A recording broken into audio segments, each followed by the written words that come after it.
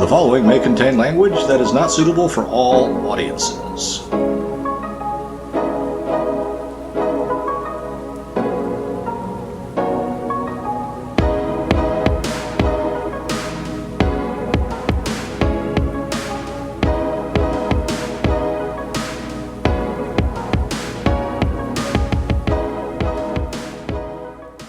It's time for the Lo-Fi Podcast.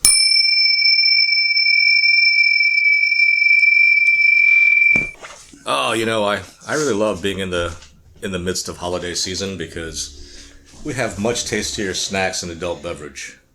So what snacks do we have today, Dave? Oh, we've got some salami, some prosciutto, crackers, cheeses, olives stuffed with blue cheese. Yeah, the general theme is meat and cheese. What a surprise. Oh, I don't know if I'm going to be able to eat dinner after this. I'm sure you can persevere, bro. And I hope everyone had a good Thanksgiving. We sure as hell did. Yeah, it was great.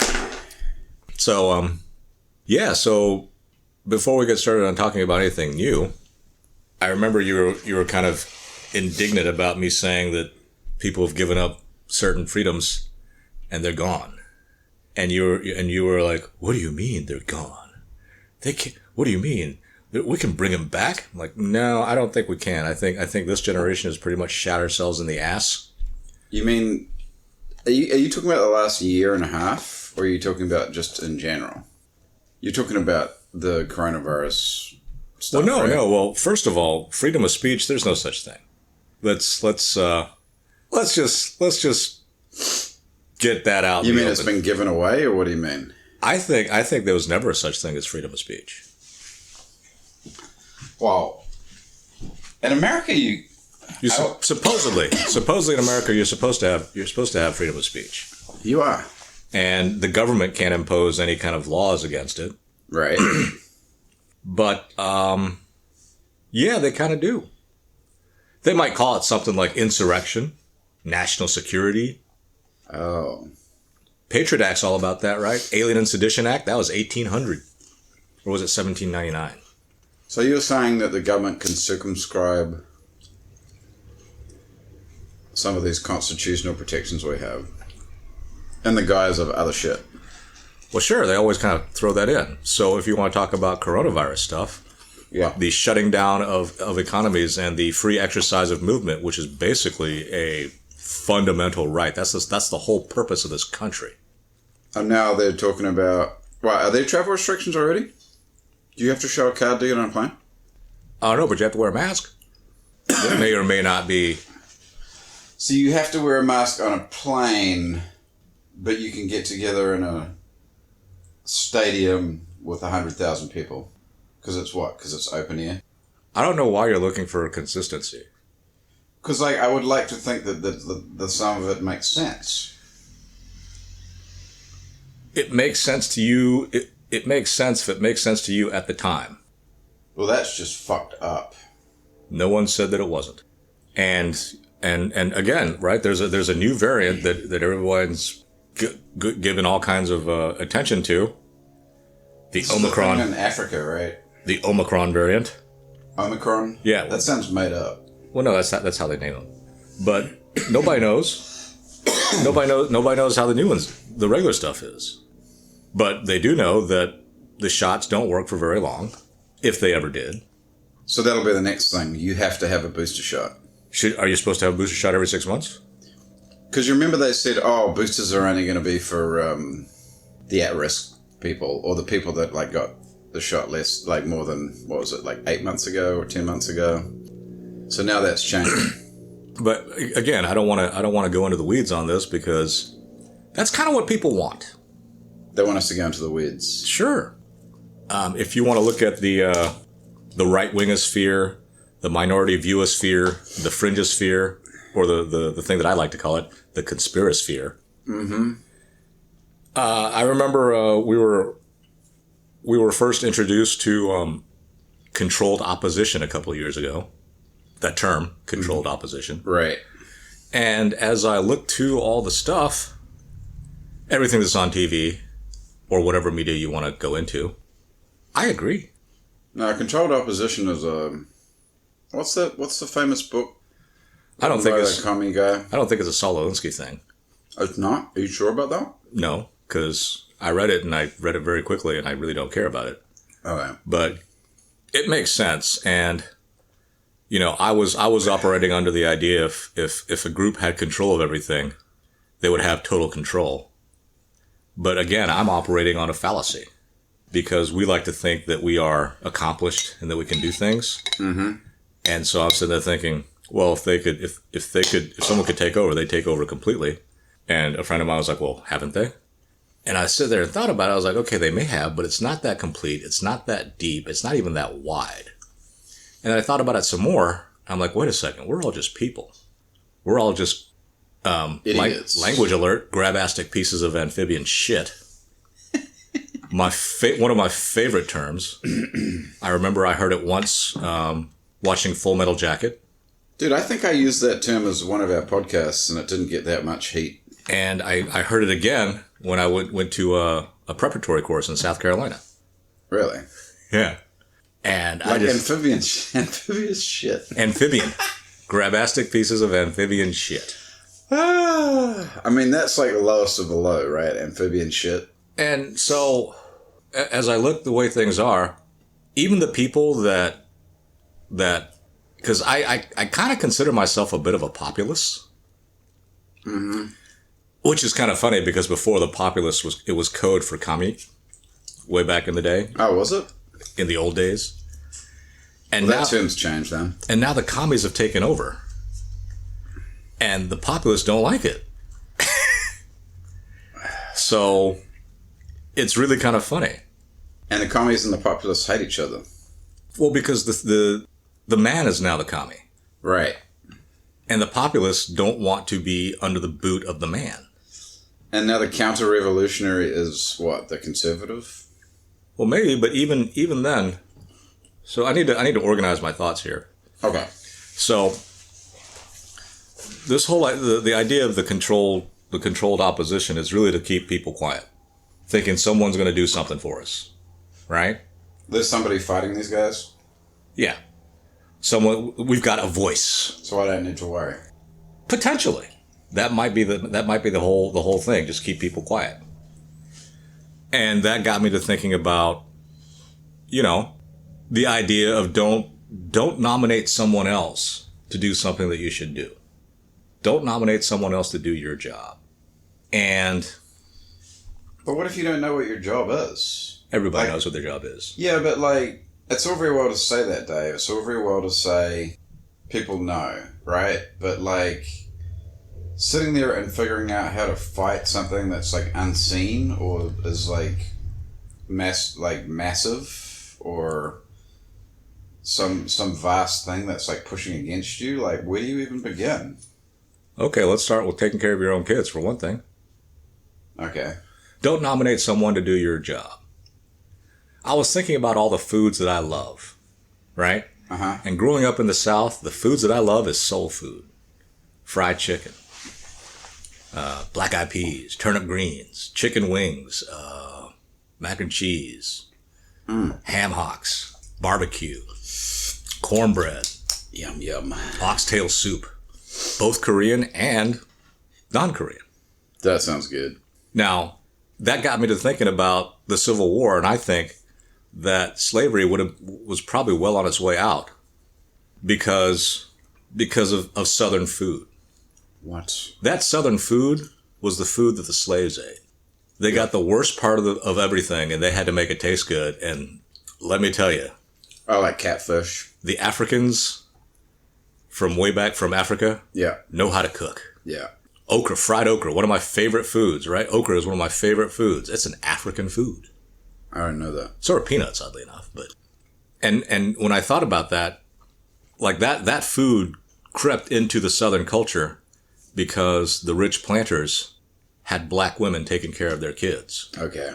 And those black women fed those kids the food that they eat. Right.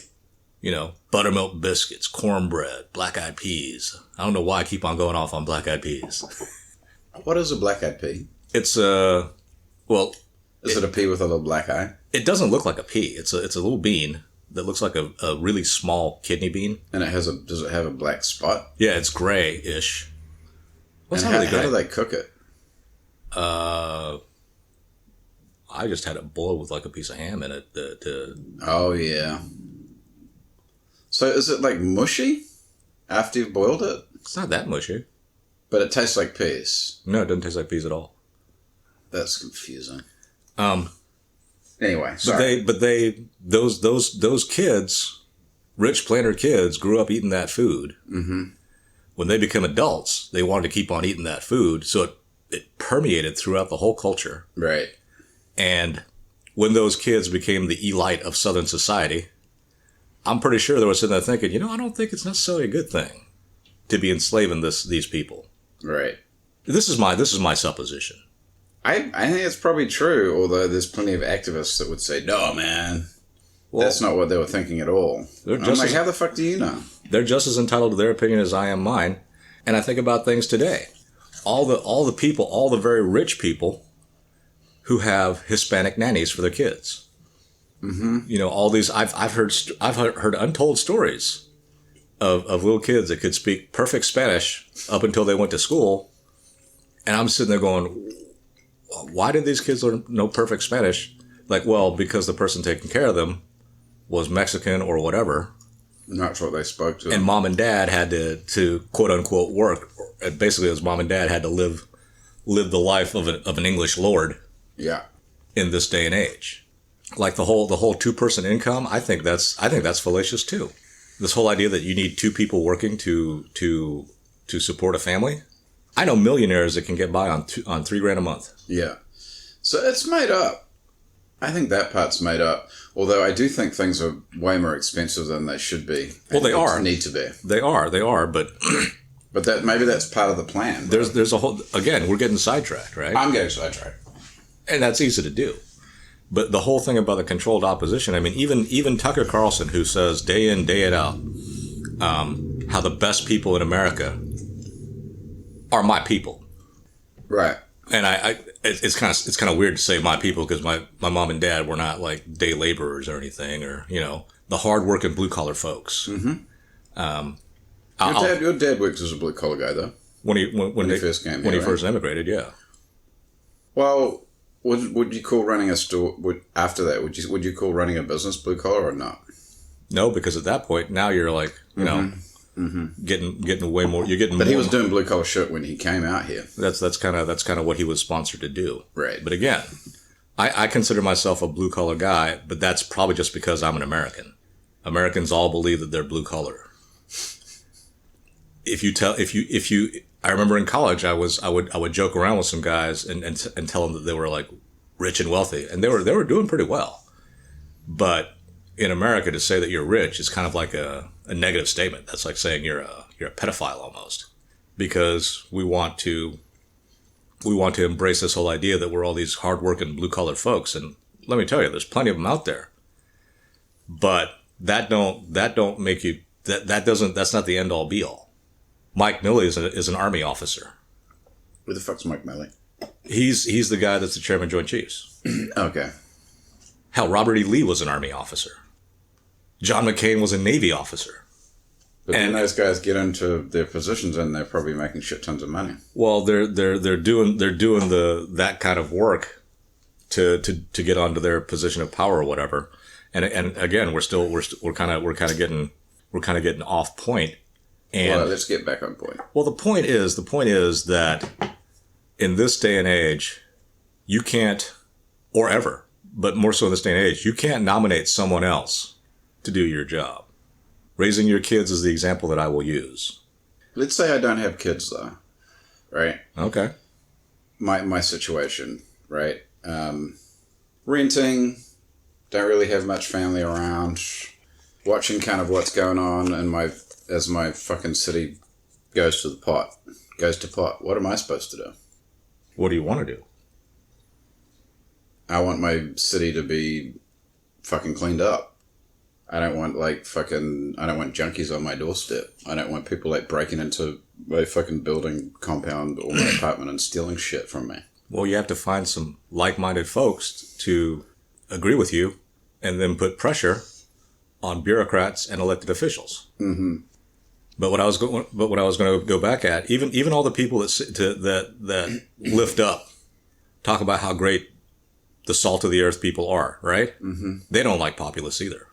They're not populist. Tucker Carlson actually even said that not too long ago. He's like, I'm not a populist. But what about all the people that like Donald Trump? He's a populist. No, he's not. He is a populist. He's not a populist. You have said on this podcast that he's a populist. I have. If I did, then that is incorrect. What he's done is he's gotten the populace to support him, but he is not a populist. You said he was. I'm almost like I got to go back through the archives. I'm not disputing that. He probably acts like one. So what is he? He's an elite? Well, I don't know. He's a billionaire. Wouldn't you think wouldn't you think that's pretty elite? Yeah. He was the president of the United States. I don't know how much more elite you can get than that. Mm-hmm. But he doesn't seem like a lot of those other guys, though. And that's great. You know, I'm glad that folks like me was able to get someone to kind of scare the elites. But it doesn't matter what he did. Like, it doesn't matter. Even if, like, he achieved a whole lot of stuff, they're never going to attribute it to him. They're never going to attribute it to him. He didn't achieve anything. The elites still are the elites, and the stuff that they do still happens. I mean, think about it. The whole point of everybody showing their disgruntledness, their anger at the Affordable Care Act, did that thing go away? No. And, you know, people might be sending mixed messages, right? Everyone's saying, oh, I don't like this, but everybody's like, well, I do like the idea of, you know, being able to be taken care of when, you know, blah, blah, blah. So I'm not talking about, like, changing the world right now. I know for a fact I can't do it. Nobody can. But you know what needs to be done, but you're not in politics. If I were in politics, whatever I know that needs to be done would dissolve. So you're saying that you should get a group of people together and make other people do stuff? No. I'm saying you should figure out what it is that is necessary, that is needed, what you think should be done. And I know that it's not going to be the same. You get 5 people together, they'll have 5 different opinions about how to do something. Well, that sounds fucking difficult. It is difficult. But again, you're like putting the cart in front of the horse and taking us in a different direction. I'm just talking about little things that I think people can do to keep from getting hijacked. And it's not easy. You can be the most idealistic person in the world and decide, well, you know what? The best way to change this is if I get into the halls of power, I can change it there. No, the halls of power change you. Or you might think you're an outsider, an activist. You're like, well, you know what? I'm going to tear it down and make something different. No, you're going to tear it down and then you're going to be at the top and it's going to be different again. Different again being everything's going to be the same, except maybe more people might be unhappy, but you're going to be rich. I don't think that there's a such thing as a society where the elites go away. There's always going to be elites. No one's going to give up that power. And again, we're going in a different direction. What can you do? Don't nominate someone else to do what you should do. Don't want credit or accolades for stuff that you're supposed to do. Right? You know, like the people that try to parlay their status as someone who served in the military into more stuff. Right. Do I blame them for doing that? No. I think it's good that people join the military, and I think that when you do that you should damn well be proud that you've done it. But don't expect. And you know, if you're friends from the so like in Korea in the old days being at least 20, 30 years, maybe even 50 years ago, Korea had a notoriously hard bar exam, like 2% passage rate. And people would go in, and because Korea is a Confucian and Eastern society, being a bureaucrat or working for the state is kind of like the end is a real big deal. Mm-hmm. So a lot of people would go and become Korean version of a prosecutor. Well, you can't stay there all the time. And, you know, when they left and decided to just be regular attorneys, mm-hmm. their friends would funnel business to them. Right. He doesn't have to sit there and say, well, I used to be a prosecutor. No, because it's fucking 2%. But those are two things I think might be helpful. So children and... Well, doing things don't nominate someone else to do what you should do. But, you know... And that runs in a whole lot, like looking after your own interests. You should do that yourself. Don't vote for someone and say, okay, well, that guy is going to change everything. That's like one guy or gal. We have 500 and something elected officials in the federal government, but you have local government. You have state government.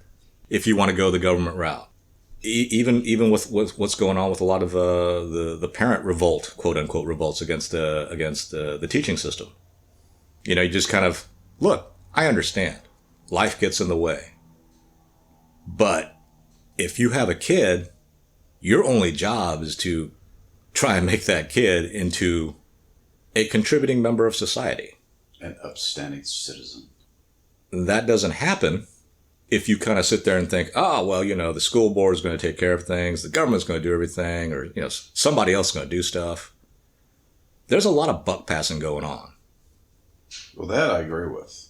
And as a man, especially, any young man listening, don't expect someone else to do stuff for you. Try to do it yourself. Now, how do you do it? And that's where education becomes really important. Because the reason why none of the elites like populists is because the more people you get involved, the dumber the group gets. So, if you aren't armed with critical thinking, if you aren't armed with the knowledge of history or all this stuff, then you're kind of screwed. Even if you do have it, you're screwed. But who's freaking getting an education these days that gives you those skills? I mean, it's almost like you have to teach yourself. Exactly. You have to have parents that put you on the right path, and then you have to be inquisitive enough to do it. Now, you might not have the brain power to do it, and if you don't, that's actually kind of too bad. But this whole idea that, well, like what was it I told you about some investment banks saying they're not going to hire any more white people until they can fill up the spots with Asian and black people, mm-hmm. so that their upper management can be, more representative. Mm-hmm. I read something about the Baltimore school district, how and LA County too, about how there are record numbers of black students passing. But in Baltimore, some woman found out that her child, who had only passed 3 classes in his entire high school career, had a GPA something like 0.13 or 1.3 or something that's considered failing. Mm-hmm. And this kid was in the top half of his class. Now you put that kid in an investment bank and he's not going to know what to do. You put that kid in a regular college class and he's going to fail. Yeah. It doesn't help to throw money at the problem, which is oddly enough what the Baltimore School District said you should do. You need to put more money into it. And they spent like $2.4 billion. But so you need to do away with those. Maybe not. But, it's been 100 years of decadent orgy, really. And the main beneficiaries of that, we're probably on the tail end of it. But the ones that started it, the ones that were living in the middle of it, they're all dead. They didn't have to pay the piper. We're probably the first generation that's going to have to start paying the piper for it. And all the generations after us, unless things change. Will things change? Probably not. And what's the fucking point? Well, that leads me to one of my favorite thought experiments that I used to have for people. Oh, great. And that was, if you knew you were going to lose, would you rather lose by a little or lose by a lot? And the most common answer was, I want to lose by a little. And when I asked why, the response was always the same. Because I could win. No, you're not going to win. So do you want to lose by a little or lose by a lot? And then another answer that came up, which I thought was kind of funny, but then I thought about it, is that person just didn't want to answer the question. And that was, well, why would I lose? Like, okay, so you're not taking me seriously, and I was How actually about, like, if I'm going to lose, fuck it. Like, what does it matter whether it's a little or a lot? I lost. okay, but you know the answer to that. No, I don't. You're going to die someday. Okay. Why bother? But if I've lost by a little or lost by a lot, am I going to be remembered for losing by a little? No. Like, is that going to be my legacy? Well, he almost won. If that's what you're thinking about, then you're not thinking about. Well, actually, there is no right answer to that. You want to know what my answer was? What? I want to barely lose. I want it to be a knockdown, drag out fight. I want that other person's win to be so hard fought that they never want to fight again. Ever. Oh. Not because That's I could. your personality, though. Right. And it's more of a personality. Because my personality was like, if I know I'm going to lose, then at that point I'll just be like, fuck it. And I think that's where a lot of people are. And that is the sentiment that gets taken advantage of. Because, like, why even bother fighting? Like, if you're going to lose, like if I'm going to try and change things and I'm going to spend a whole lot of time, effort, resources, trying to figure shit out, trying to get a movement going, and then it's futile, what's the fucking point? Well, there you go. That to me says that you're an incredibly self-centered person, and you have, like, grandiose ideas about what you should be able to accomplish. You yourself. Right. Right? And I'm not saying this to be mean. Okay, maybe you don't win. What if somebody else after you does? Because of the fight you put up. Well, that's something. Everyone's going to die. Why bother? Because do you want to live a life that is meaningful to you? Or do you want to go around being some animal? For all the people that think that we're above the animals. Yeah. Which leads me to my absolute favorite put down is gook. Makes me laugh like you wouldn't believe. And I told you the story. Came from the Korean War. Right. When the American soldiers came over, the Koreans were like saying migu, which in Korean means America. But these dumbasses, and hey, I love soldiers, but a lot of them are dumb. Right? The old joke about why'd you join the army? Or the old joke is, did you do well in school? It's like, well, I went, but I didn't do very well. And the answer is, that's why you're in the army. That's the punchline. But these guys sitting there hearing these crowd of natives yelling out "Miguk," were saying, "Oh, hey, look, they're calling themselves gooks. We can call them that too." I didn't know gook came from Korea. Gook means country. Gook. What's me? Me is Great America. country. Beautiful.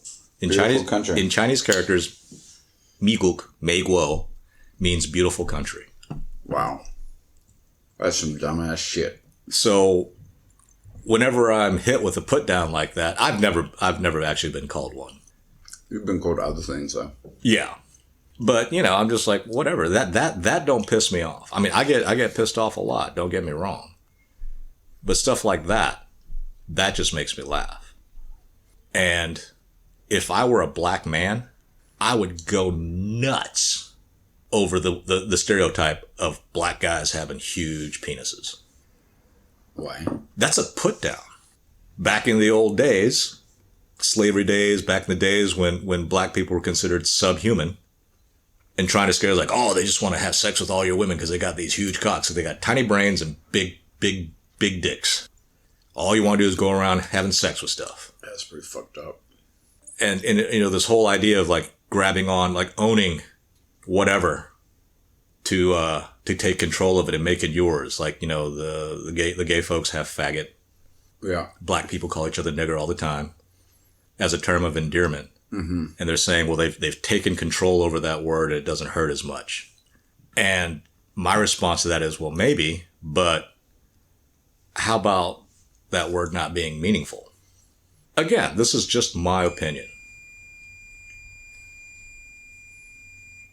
And in case anyone is wondering, and if that sound makes it into the podcast, that's dinner. That is dinner. We got a little ways of it. But, so I think the things to kind of help with populism is to arm yourself with the tools to be able to carry on a good fight in society. And right now, and when you're in society, the only tool really you can use is education. Now, does that mean every educated person is going to be whatever? No. Does that mean everyone can be educated? No. You know, the dirty little secret of if you pass everybody or if you make things accessible to everybody, then you have to lower standards. So what the hell do you do if you're non-educated today, though? Well, that's everybody. So where do you even begin as far as like with your kids or starting a movement or whatever? Well, starting a movement is something that I think that's the last thing you should think of. The movement will occur. You don't need to start it. Anybody that wants to start a movement really just wants to be at the head of it and get all the accolades in my book. But starting a movement sounds like... I've never seen a poor activist. There must be some poor activists. Al Sharpton, he's an activist, right? He ain't poor. Maybe he was at the beginning, though. What, when he was a calypso singer? Or is that Farrakhan? I don't know what Al Sharpton was before he was a politician. He's not a politician. He's an activist. He's a fucking politician. There you go. Barack Obama was an activist. Yeah. See, this is America where everyone tries to kind of hide their...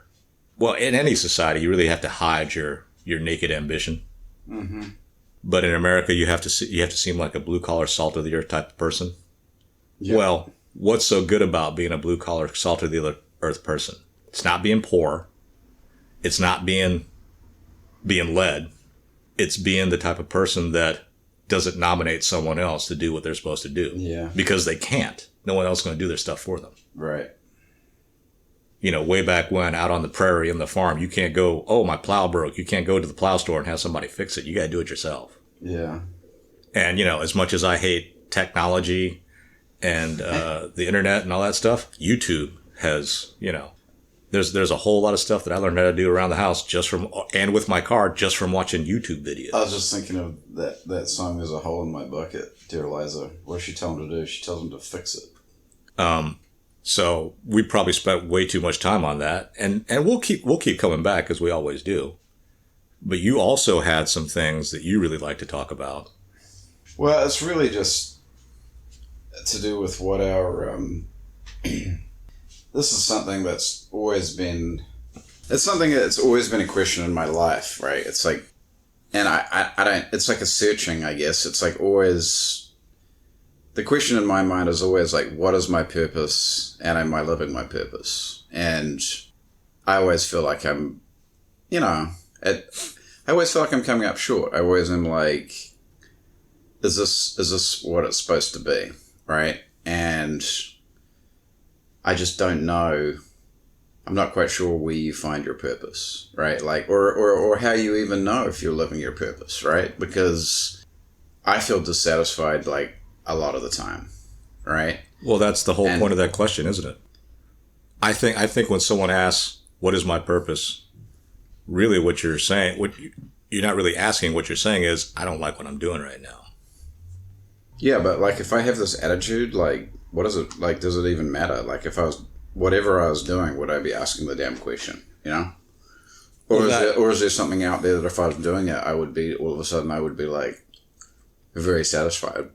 Well, that's I hear you, because I've been very unsatisfied. Well, pretty much in every point of my life.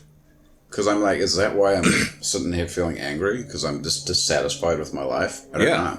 Yeah, I think so. I think that's the way it was for me. Because I've never asked what my purpose is. Really? Yeah. I've never wondered to myself what my purpose is and am I living it? I have that like thought a lot. My iteration of that, of what you're going through, of what you've been going through in your life is, I don't like what I'm doing. Yeah. And a lot of times it doesn't even go beyond that. Because you know what people say, right? Like the answer, if you say to somebody, I don't like what I'm doing, you know what they'd say? Do something else? Yeah. Change it. Make some changes in your life. That's true. Do something about it. It's true. And I'm like, okay, but if I don't if you don't know where you're headed, then how the hell do you know? How can you plot a course if you don't know what your destination is? Other than your destination of like what you always say, which is the ultimate destination being death. Your destination is death. Yeah. What you do with your time here, that's up to you, in my book. And the whole idea of, am I living my purpose? My answer to that is, to everyone is, I don't know, but you're where you're supposed to be. I think that's, all of that is true, but I don't know that it's necessarily helpful. Because you want some kind of answer? Yeah. Like answer what? I want the fucking finger, the lightning bolt, the rod, the voice in my head to say some confirmation, right? Some confirmation. In the form of what? I don't know. I mean, some answers. Again, in the form of what? If I knew the answer, then, you know. Right. If you knew the answer, you would float and sit on top of a mountain and have a whole bunch of other people coming to you and saying, what should I do?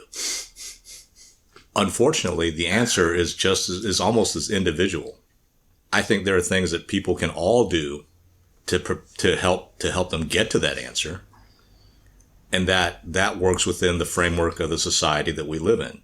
In this society, in this country, up until this point, the answer has always been arm yourself with education, and not the crappy education of it's not your fault, and you need to take money away from the man, or, you know, everybody needs to be the same, whatever. I mean, those are slogans. Really, for the most part, if you've got a full belly, a roof over your head, that at that level, you're like, okay, everything is cool. Now you want a full belly of better food and a better roof. And when you get that, you're like, okay, everything's cool. But now I want a full belly of better food than I just had and a better roof than I'm living in now. Right? This whole desire of wanting better and more. Right. Now, if you ask the Christians or any religion, the answer is going to be, well, you know, you need to fill yourself up with God and all this other stuff will go away. And I'm like, okay, maybe. But for me, that's not the answer. I mean, you know, for a lot of people, it could just be, I want to be, well, for the longest time, my whole beef with not having very much personal accomplishment was, and still is, a very big annoyance to me.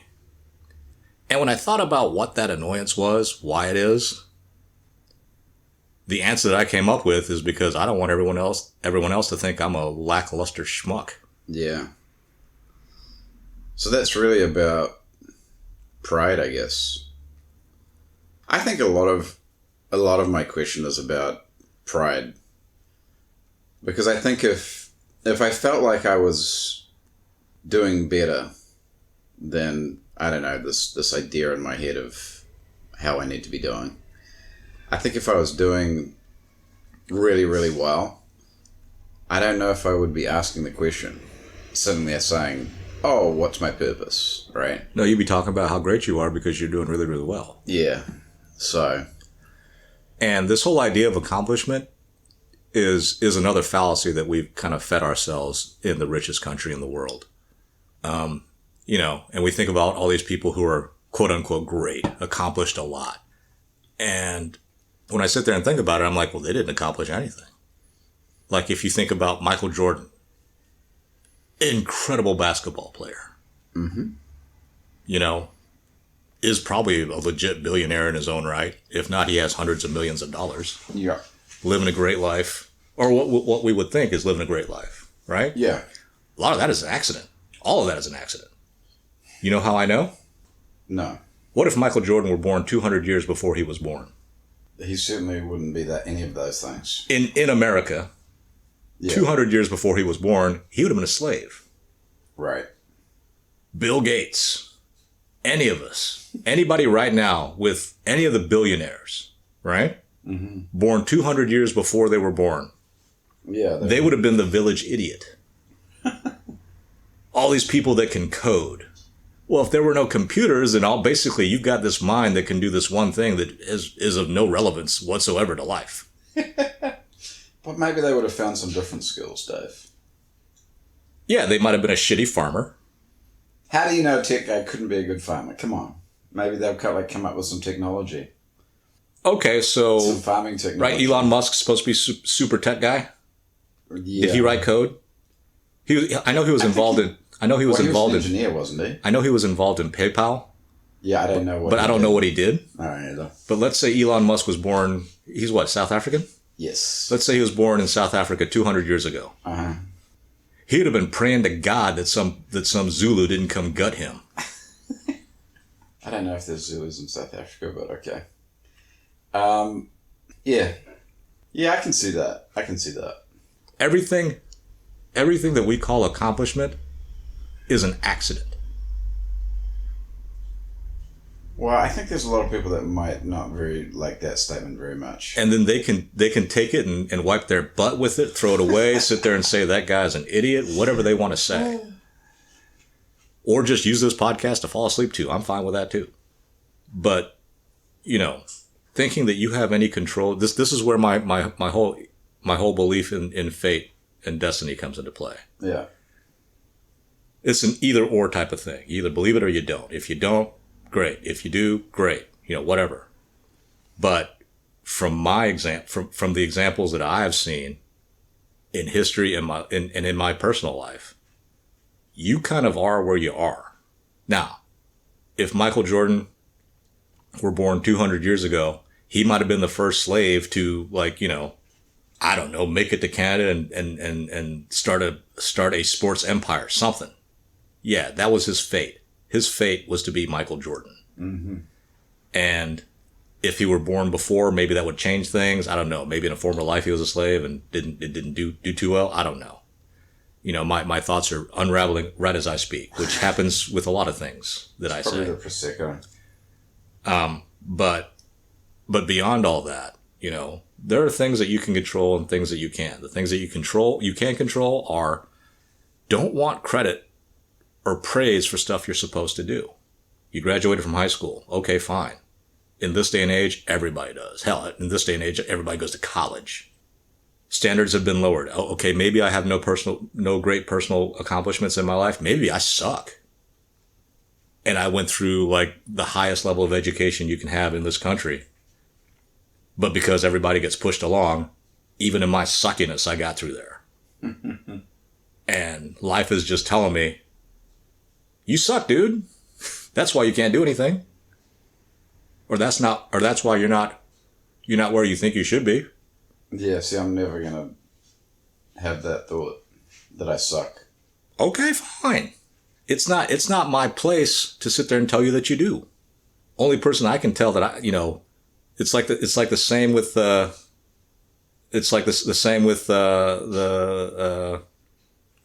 range for excuses. Oh, what? Range for excuses is 0 meters. Well, that sucks. The range for responsibility is 0 meters. That sucks too. And again, that could just be my own personal thing. But, yeah, if things in your life aren't going the way you like, try something else. If that don't work, try something else. If that don't work, try something else. Don't get defeated. But it's easy to say try something else. It's hard to try something else. I mean, it's hard to pivot. Change is difficult, right? Change is extremely stressful. It's hard. I think change is extremely difficult. Change that you don't want to do. So when somebody says, just try something different or do something different or try changing some things up, I'm like, it's probably good advice, but, It's simplistic advice. I just don't know how, the next question is how? It's simplistic advice. Like, what the fuck am I supposed to do? What's the first thing you do when you make a mistake? Try and correct the mistake. Yeah. Figure out what the mistake is and then try and correct it. Yeah, but in my book, nothing is a mistake until it's found out. Okay. Like mistakes in a contract, I find tons of them. Yeah. If you catch it, it's not a mistake. If it goes through, that's when it was a mistake. Only if the mistake fucking rears its head, right, at some point. Well, pretty much. I think the response, the global response from the elites and the people was a giant mistake. Yeah. On the common people's side, one really based on fear. I got to do something. And in the people that want to hold on to the power, same deal. I got to do something. Yeah. Or I'm not going to have my cushy power gig anymore. And, can we correct it? I don't think we can. Someone else has to come later and fix it. You mean the mistake? Yeah. It's already been done. This past year has already happened. And because this past year has already happened, it can happen again repeatedly. In the lifetime of everyone around that's alive now, and maybe even for a couple of generations after. I think we've run out of gas. I know I have. Too much Prosecco, bro. So, let's eat and maybe we'll figure it out later. Talk to you guys next week.